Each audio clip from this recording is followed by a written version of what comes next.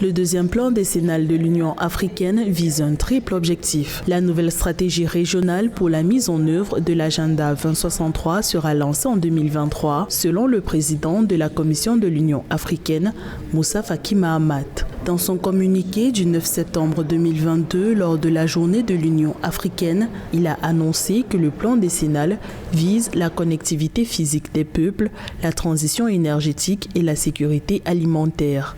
Le plan s'articulera autour de 3 objectifs principaux. Assurer une grande connectivité physique du continent par la construction de routes et d'autres infrastructures de communication, établir les conditions d'une production agricole continentale suffisante pour réduire les importations de denrées alimentaires et renforcer les capacités techniques pour que la transition énergétique puisse réussir.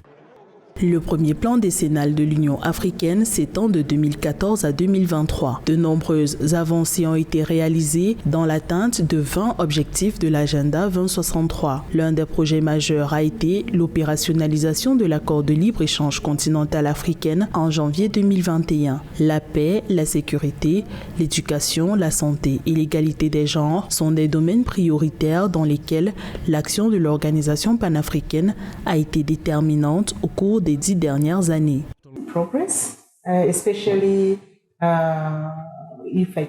Nous avons obtenu des progrès notamment dans le réseau routier, l'électrification, l'accès au TIC, la zone de libre-échange continentale africaine. Nous avons également constaté des efforts considérables pour parvenir à l'égalité des sexes et à la représentation des femmes dans les différents postes de responsabilité au sein des États membres.